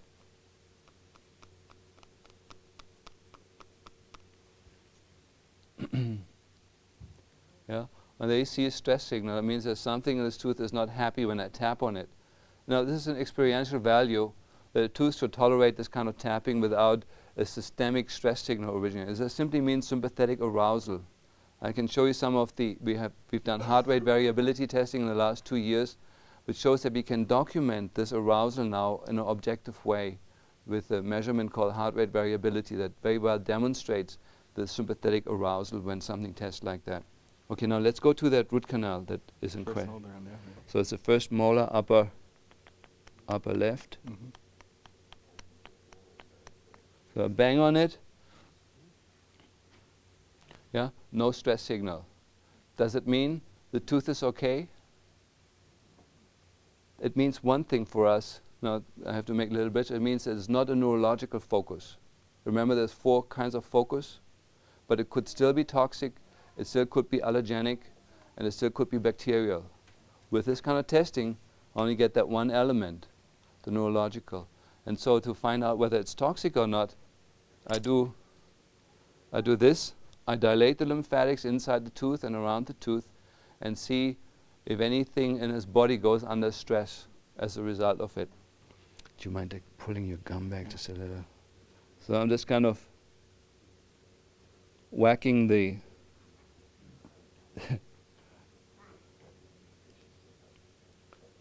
Now ideally I should do this for about 30 seconds. Do the infrared lasers dilate it Yeah, yeah. This is just for people that want to go cheap. How deep can this go? The red laser penetrates the skin only 2 millimeters, but through light conduction, it illuminates the whole tooth. And so, if there's any open canals, between there and the general circulation, it'll show up. Okay, good. What was the answer about infrared? Infrared works well. Yeah. Okay, so the first thing I want to do is now be testing for stress signals. So I'm going to go over the same scan. Yeah, you see now his brain is lighting up now. Yeah. And the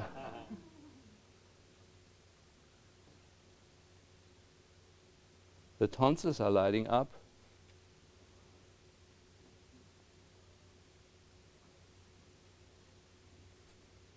The liver is lighting up.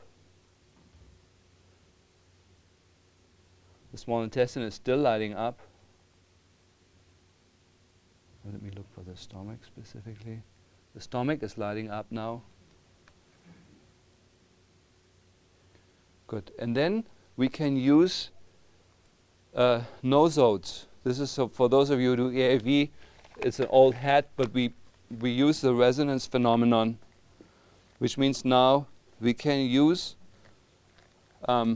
preparations that are made from teeth like that and see if we can neutralize the stress signal by placing this on him. This is a mix of different jaw infections. He just takes it in the hand. And then when I retest, you see it takes the test away. And I could go through the small intestine. In fact, does not seem to be caused by this tooth, but the stomach is. Yeah. So this is sort of how we then sort of confirm, yes, it has to do something with the teeth, and we know exactly what this tooth is doing when we're not watching. Yeah. This is how we can sort of quickly prove the toxic effect, because we don't know, are the toxins coming out of the tooth only when he chews, if there's like a suction pump kind of effect, or only at night. There may be biorhythms to it, only when he sleeps and doesn't think of his teeth. Do they spill toxins, or only when we don't watch? Who knows? Toxins are not, everybody knows bacteria also have their own intelligence, and they may not do what they're doing all the time. They may do it periodically. And with the classical type of muscle testing, we're only assessing the current state of the nervous system, whatever is displayed on the nervous system. But with a simple challenge like this, we can now prove like connections that we couldn't prove before, just simply based on some of the understandings that I got from Issel's work by knowing how the thyroethers behave and what they respond to and what they don't respond to. And so I just wanted to show you this thing. Thanks a lot. So, the thing in the small intestine may be a parasite or something other, or emotional, something like that, Here's a tooth thing if you want one. Oh yeah, great. So you had a first molar here? Yeah, we had a first molar, and there's the classical chart that's been devised by Dr. Woll, and it shows the relationship of the different teeth to different things. But one of the things first molar relates to is the stomach. Yeah, so you can read it right there, or you could go the other way. He says your stomach troubles. You look up the stomach here and say, aha, that's first molar, and then you look at the first. Ask him, if there's anything wrong with the first molar somewhere. And there's 2 first molars testing. So we didn't test the other one specifically, but sort of that would be the next step. So yeah, based on this testing, I would say. I've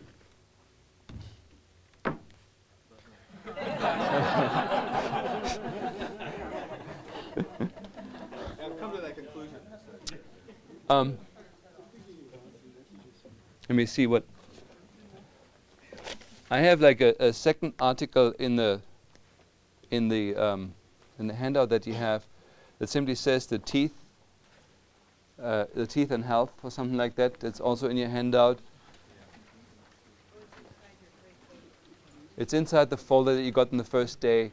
I just recommend all of the dentists at least to read that article. It's a very good article that summarizes everything we know about biological dentistry. That goes in some of the other things, because we're only looking at the guys here that teach.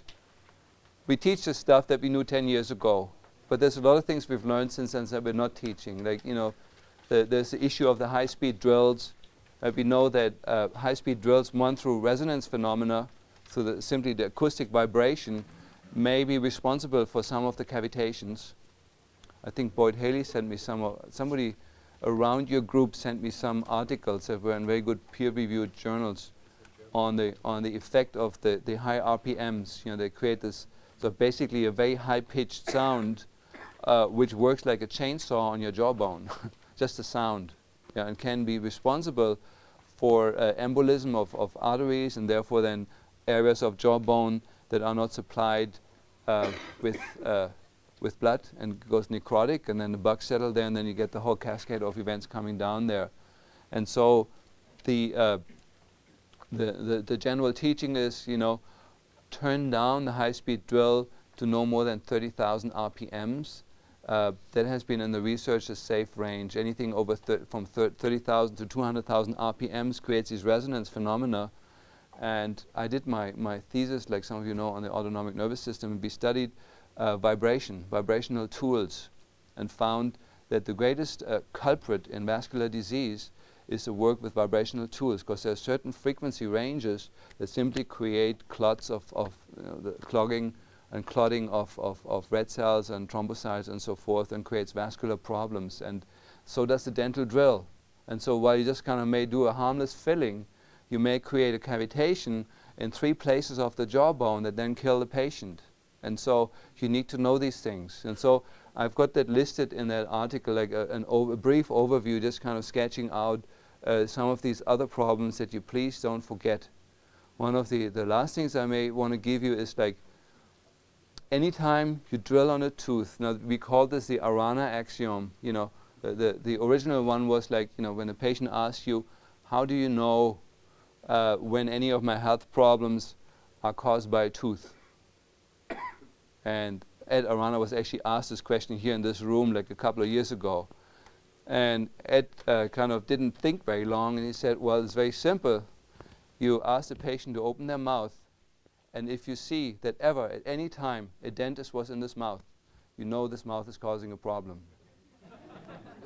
Yeah, that's today referred to worldwide as the Arana axiom. Thanks, Ed, for that piece of wisdom. No, you don't get to speak now. You have to wait, because I know you're long-winded. You're long-winded. I only got 2 minutes left.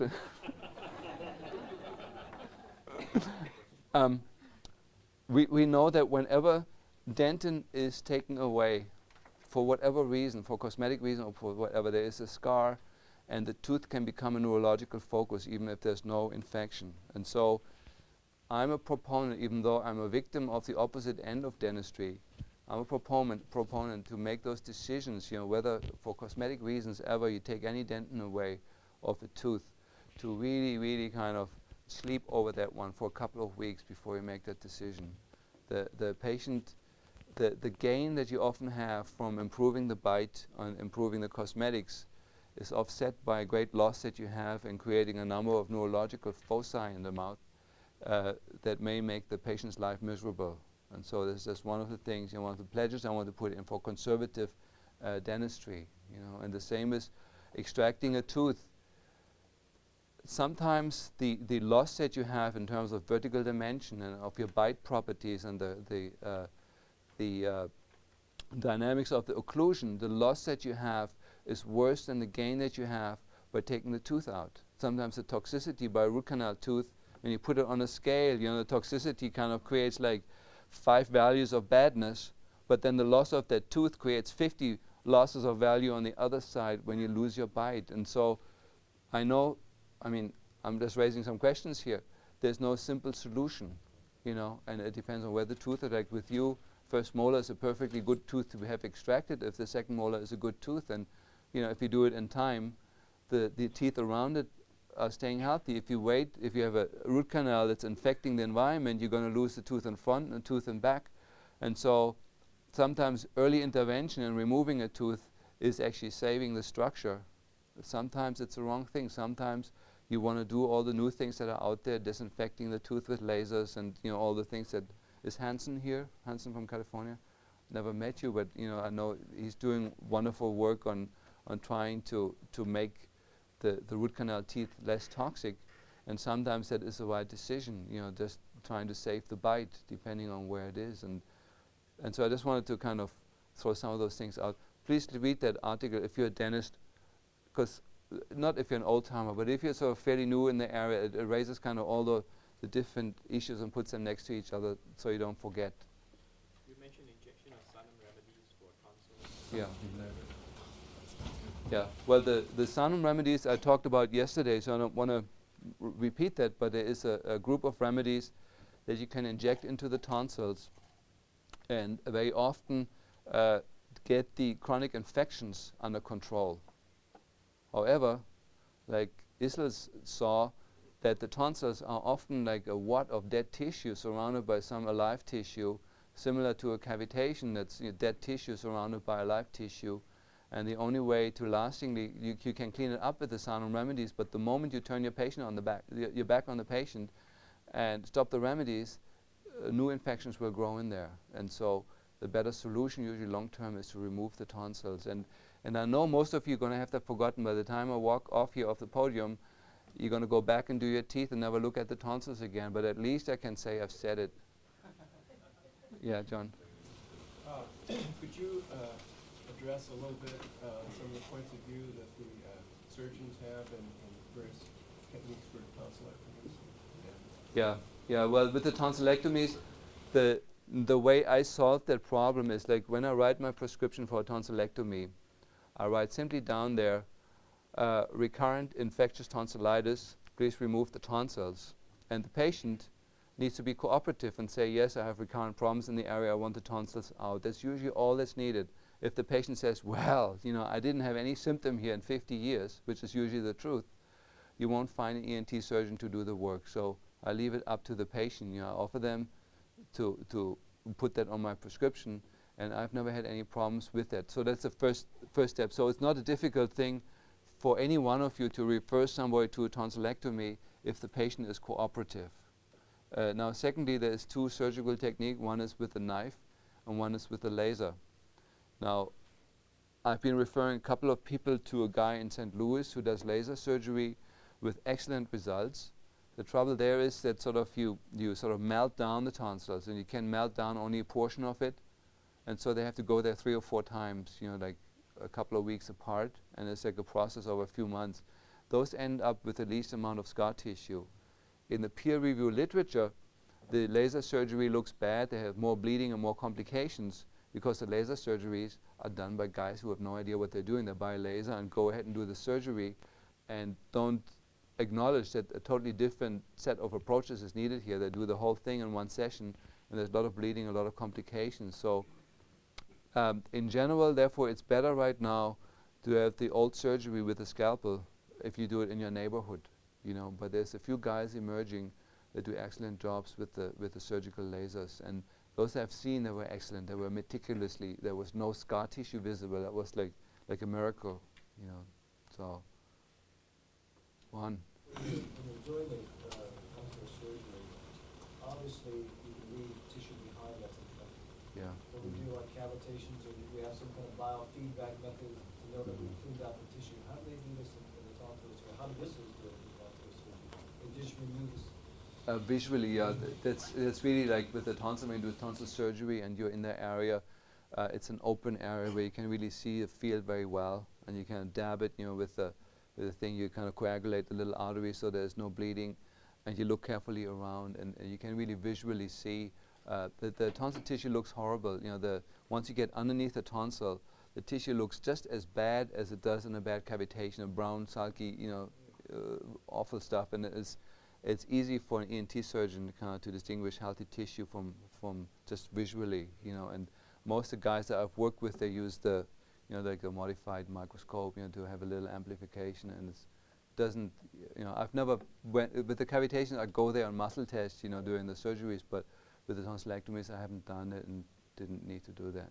Oh, one thing that Islas did after the surgery, he,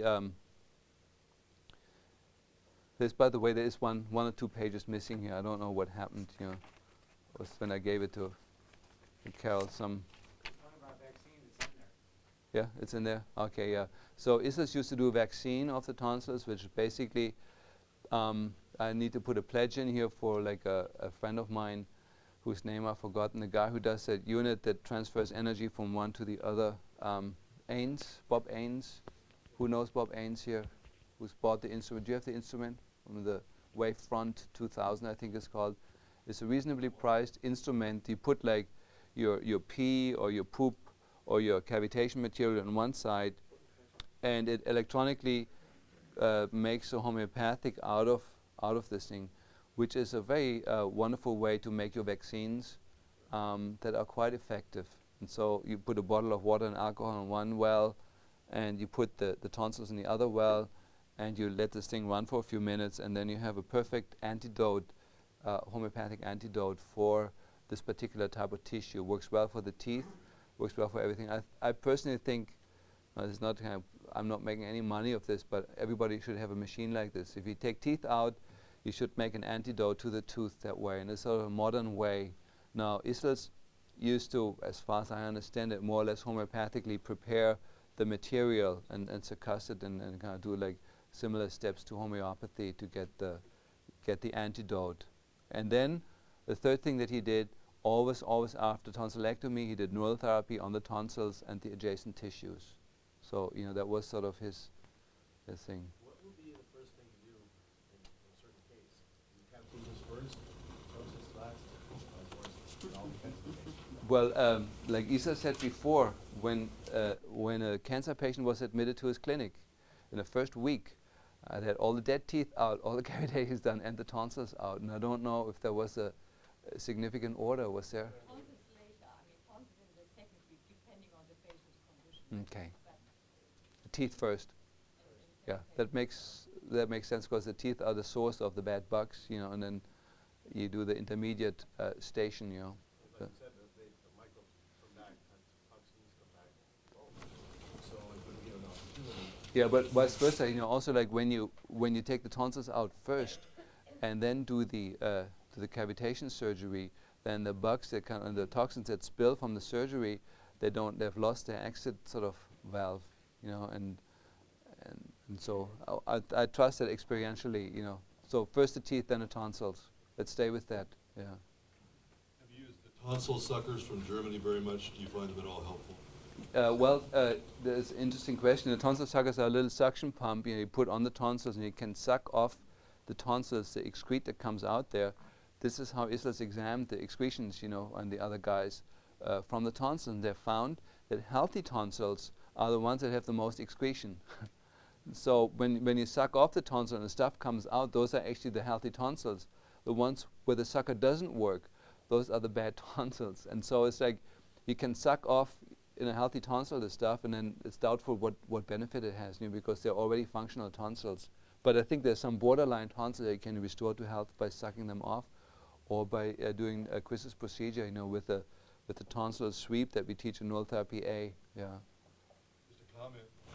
After doing, if you have a borderline hot tooth and nobody can really see much on x-ray, and the dentist wants to proceed with the root canal, but it's kind of early, it's not sure, it hurts a little, there's some pain. After doing a little procaine in the buccal membrane next to the tooth and the Sanum remedies, just a comment, we've been having wonderful luck with ozone gas. A couple of cc's of ozone gas, or maybe 5 or 6 cc's of ozone in a quadrant back into the retromolar space, about 30 gamma after you do the procaine.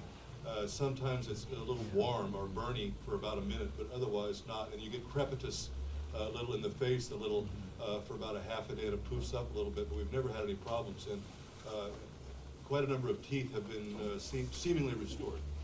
Yeah, well, that brings it back, to that many of these bugs are anaerobic and they don't like ozone.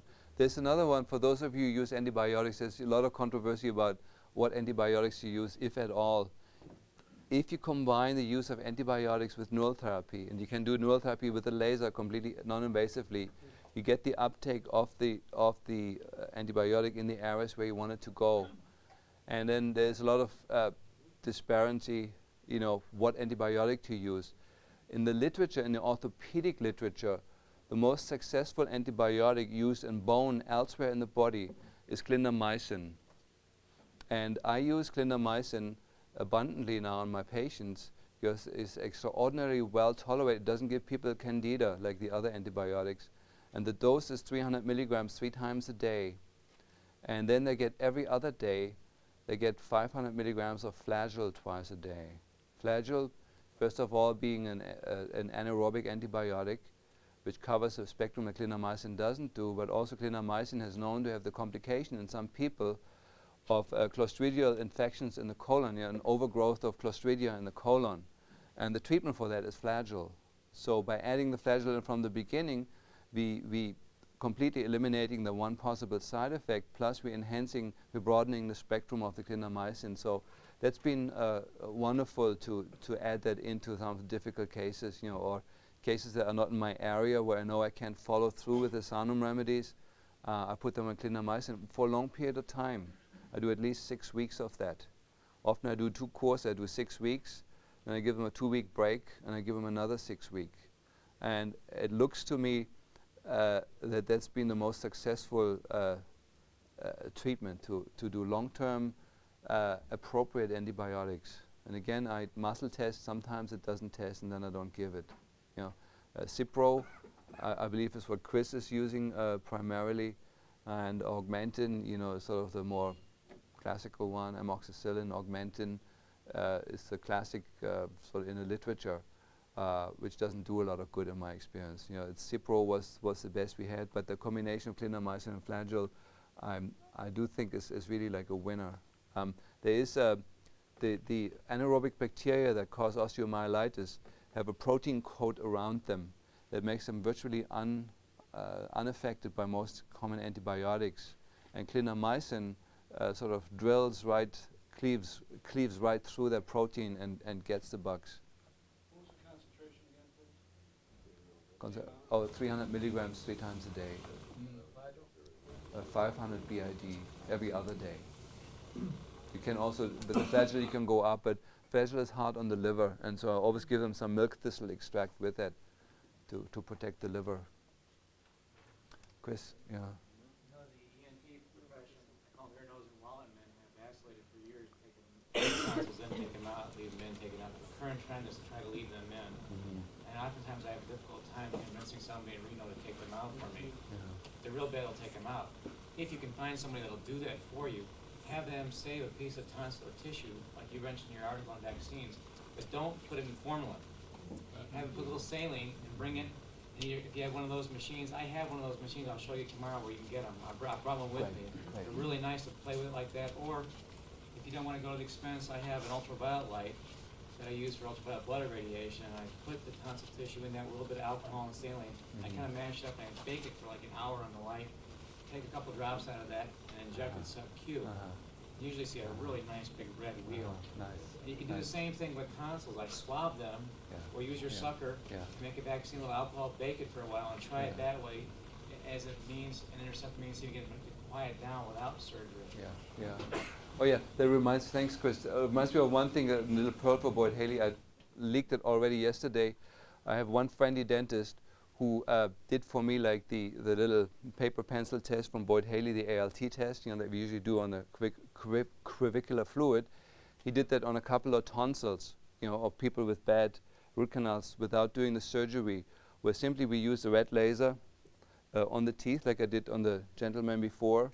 We waited for a few minutes and then did a test on the tonsils and sent it in to Boyd Haley's lab as a tooth, lying to the lab so that, because we always, there's always like when like a lab, sometimes there's a lab technician that can't imagine something like this, would have any value, and then they change their findings to match their belief system, and so we kind of stay within the belief system, and we found, all of there was 5 tonsils that we sent in, all of them tested at 5, on his scale of toxicity, so with the same toxins. So we find the same toxins are in the teeth, we find in the tonsils, they're coming out in the tonsils. Even in sick tonsils, they still have a residual vent function where the toxins come out. And so this is one of the ways.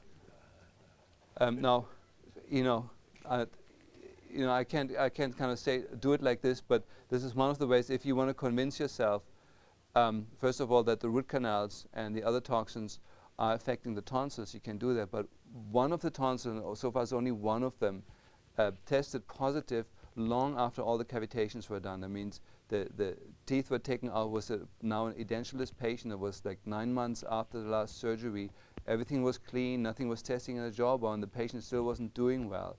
And I tested her tonsils, and I tested a +5 on the ALT testing, showing that the toxins usually associated with toxins in the jawbone or in the teeth were 9 months after there were no teeth left and the jawbone was completely clean by our criteria that we have.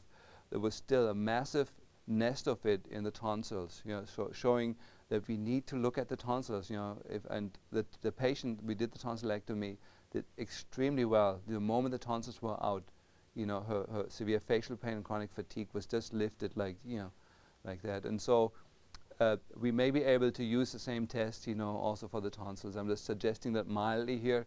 I never know who reads the test, but we've had bad experiences with other labs, when you tell them you did something unusual, the lab technician often refused to do the test, or they let it sit there, over the weekend, for 3 weeks it stands there because they're kind of discussing with all kinds of, and then they do the test, and by now everything that kind of was in there has escaped and stuff. And so when I do my preliminary testing, I kind of do it like you do with the labs. If you do this double, you split samples. You don't tell them you do a split sample. You name it with a different name. You take a urine, send it to the same lab for heavy metals. One name is John Doe and one is Bertha so and so, and both of them should have the same amount of toxic metals in it if it comes from the same urine probe. And if it doesn't, it's a shitty lab. And we've got a lot of those. And so, when you do these things, initially it's legitimate to lie to the lab with good intentions. Question. In the Bay Area, there are a couple of ENT guys who will, if there's patient cooperation, as you well put, who will take out the tonsil. And I think that Blue Cross Blue Shield and some of the bigger networks will allow you to have your work done in another state if that doctor is part of the network. So that's a possible resource for the Reno people. Secondly, tonsillectomy in an adult is really painful. And you know what? It's really painful in a child too. You're right. It's totally true. But the kids don't remember it for a month the way the adults do. They do. Well, I know one They do. Remember it for a lifetime. They do. There is a compounding pharmacist here in the Bay Area who will make a Demerol lollipop, which seems a nice way to go.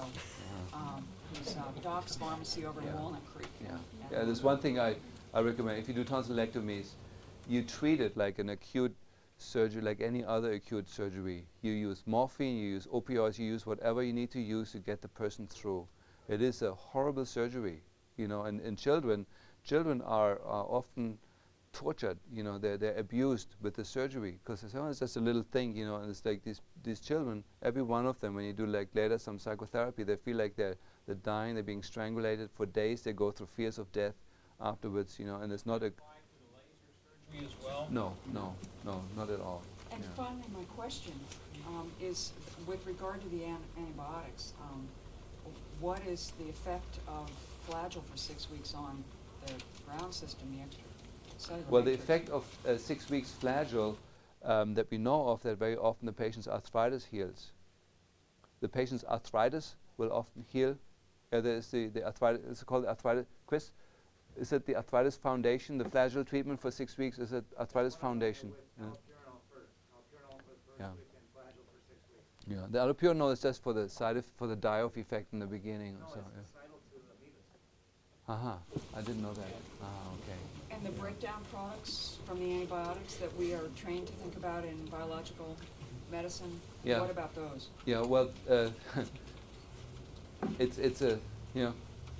a measure of, if you don't do it, sort of you get this problem. If you do it, you get this problem.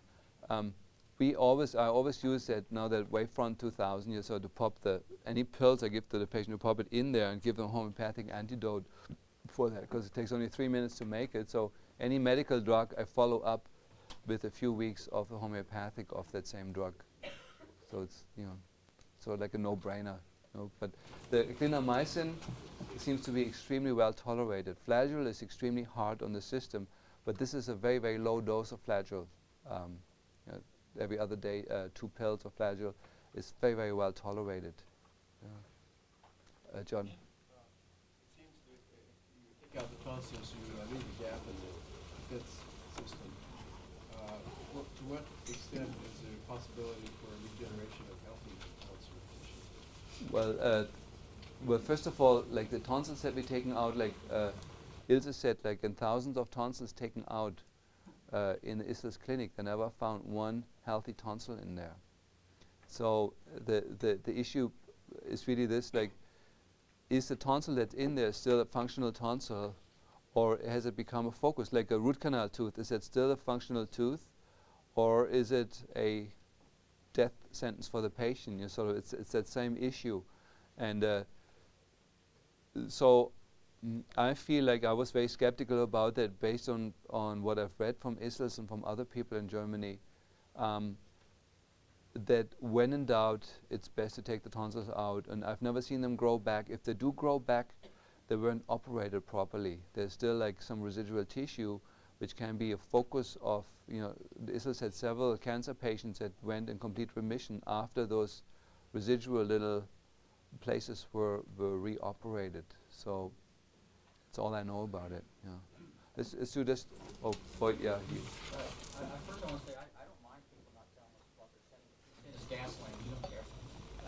But I was curious about the sample. Did you find any of the inflammatory on the protein report on the toxicity? I mean, it's, you know, if somebody has a bad mouth, I mean, toxins are throughout the mouth. But did you find any inflammatory protein? Did the report say anything about inflammatory proteins? No, no. It was just read like your regular report without any additional findings. No finding of the inflammatory proteins? No, see, like the way we did it, we had them gargle. I had them gargle with peroxide. We brushed the tonsils first, then we had them gargle with peroxide. We waited a few minutes, and then we did the laser provocation of the tooth, and then got it off the tonsils. So.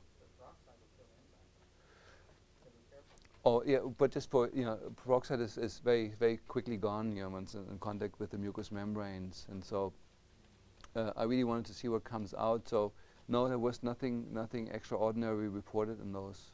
I mean, I'm just curious, you know, if anybody wants to do any testing, if you've got a research idea, we don't mind doing stuff blind. And we'd be very happy to, you know, go with the results. I was just recently, you know, so, and I actually haven't seen the reports. I just got the answers over the phone just before this meeting.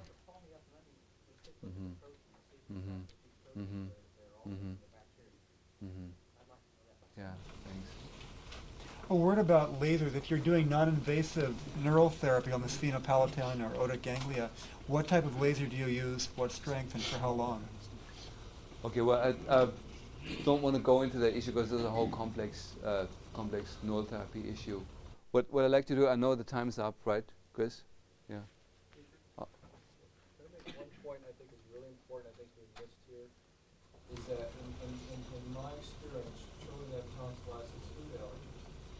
And I think the majority of adults also have food allergies, but they're not shown that as a consequence like things to children with tonsillitis or ear infection. And that maybe we're missing the boat here, because when Harold Crystal came up here and did that presentation when he worked with Bill Walcott, Norma, Ed, and Carol went through Harold Crystal's program. And it was the first time, I monitored them before, the first time that I've ever seen the food allergy profile so low when they took the appropriate diet that was for their particular metabolic type. And it's possible that many people say that cancer is a metabolic disease, it's also a disease of malnutrition. And the tonsillitis in adults that you're seeing in every tonsil is probably because 90% of the population is food allergenic.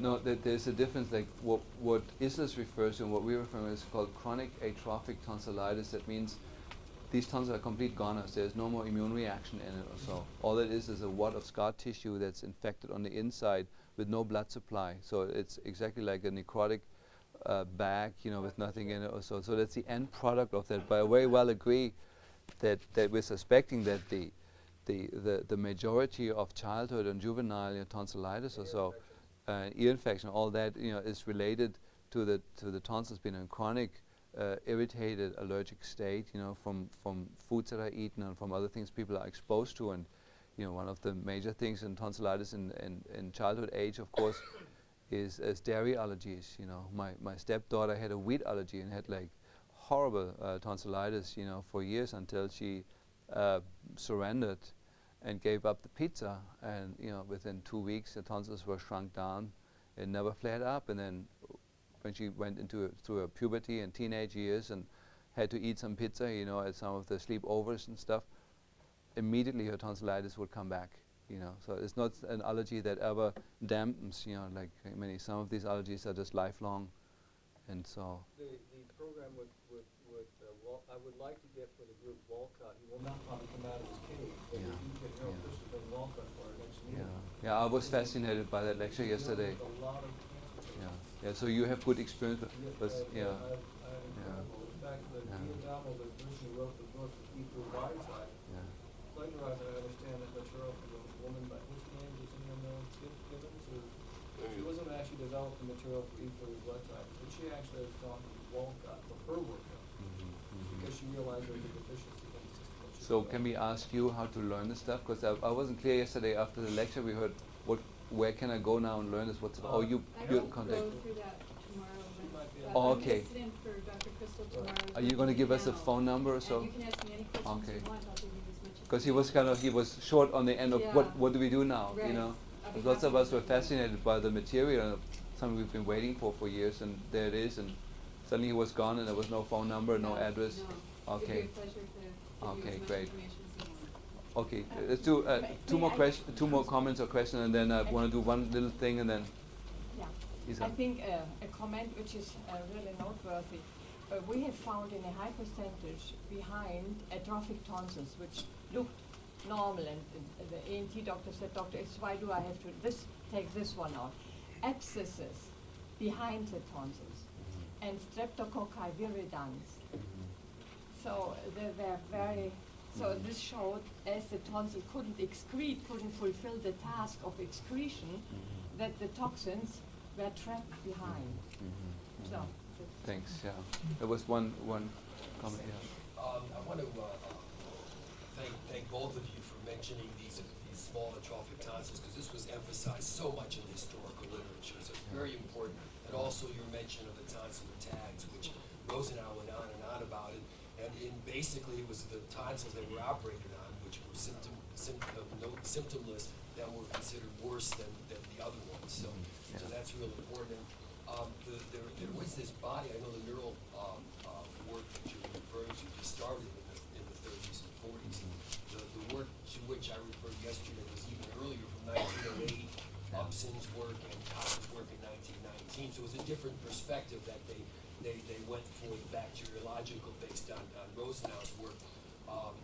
And they were not at all, of course, couldn't know the later work that developed, so I don't know how they would react to or explain the reactions that you've talked about, and I'm not knowledgeable of it. But also, in fairness to Rosenau, though, it just like you said here, that the foreign microbial protein and toxins may be allergenic, that Rosenau's work does make specific reference to the role of the streptococcus in causing allergic reactions and the toxins, so that those three of those possible mechanisms are incorporated into Rosenau's work. There's a historical note, you know, between 1923, that was sort of when the First World War definitely was over. It was over officially in 1918, but really like from the time that Germany was a functional country again was 1923 to 1933. There was a 10-year period that they sort of refer to as a renaissance of the century, you know, where Germany was a very flowering country before Hitler came into power. And in that 10-year time period, Germany had a very intimate cultural exchange with this country, you know, very intimate, like where the scientists were going forth and back and so forth. And it is my strong feeling, you know, that people like Honecker and the later people that kind of were the basis for this work all were completely aware of Price's work and Rosenau's work. It was just, you know, through the war years and through the Nazi regime that they weren't allowed to reference any people outside Germany in their work. So when they were publishing a paper, even though they had all the references there from America, they weren't allowed to give credit to them, because it would show that we are an inferior race and, you know, the other guys were better, you know. And so I have a suspect, you know, sort of that therefore sort of it was just in Germany, sort of the thing was carried a little further because the Second World War actually then turned out a blessing, because there was this time period after the Second World War where Germany wasn't owned by the drug companies like America was. And so there was like a little, the lifting of the clouds for a while. Before I introduce... Oh yeah, me too, yeah. Okay, last comment, yeah. Is there a point in the CRT that would show dead tonsils? That would show lack of regulation? Well, first of all, to the CRT, I don't know if Dan Beelin said that, but the technology for the CRT was developed at the clinic of Dr. Issel's. I don't know if he made that clear, that the whole thermography idea was based in this clinic, and I think it was Dr. Rost or Dr. Schwamm. Yeah. Yeah, so Schwamm was first, and then Rost was a dentist at the clinic who developed this instrument. Yeah, and so it was developed to detect tonsil foci and dental foci. So it was the original idea of it, and yes, you can. Yeah, yeah. Okay, I just have one little. Okay, George, because of you. You should be complimented for handling this on tonsils. It's much needed. But I'd like to get back to your comment about the theory of focal infections. When the theory was started by Frank Billings in 1904, obviously it was a theory of stating that you could have an infection here and a tissue to be transferred to another tissue. And the question of the theory was to try and get out and prove that actuality. I don't think there's any question in our mind today. The focal infection theory has been proven, and I think we should stop using the word theory. Yeah. Because it's no longer a theory. Yeah, the focal infection truth. Thanks. Oh, okay, John. Yeah. To what extent have you had to surgically remove the other tonsils, as well as the nasal turbinates? Well, I have to say I was so negligent on this that I only started doing it in the last year. Really kind of meticulously having tonsils removed, and it's too early for me to say. I always have both of them removed, and I never have the adenoids removed. Because no, I leave that alone. There is an ENT surgeon on the East Coast that I work with, who followed up on the yogic idea, that the turbinates on the left side of the nose, they're negative ionic generators, negative ion generators, and the right side are positive ion generators, which there is some proof of. Ernest Rossi has written up on this in his books. He's a sort of more serious scientist. And what he found is that a lot of the illnesses that we have, like chronic food allergies and environmental allergens, can be improved. His test is if they improve with a negative ionizer by the bedside, he knows that he has to widen the turbinates on this side. And he does a very gentle laser surgery with that and had tremendous results in a few patients I sent there. So that's all I know. But I have to look his name up. He's a guy who has a bad leg. He limps. I don't know if that helps you, but I sent him 3 people, and all of them got better, from doing this, just widening the turbinates. I just want to say, before I introduce the next speaker, just one personal thing. I've been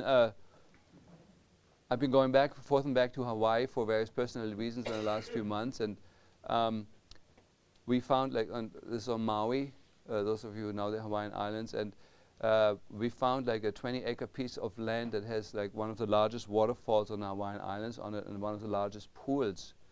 And the property is for sale. This is 20 acres for $1 million. And we're looking for some co-investors. What? Yeah. No, we're looking for some co-investors. I can't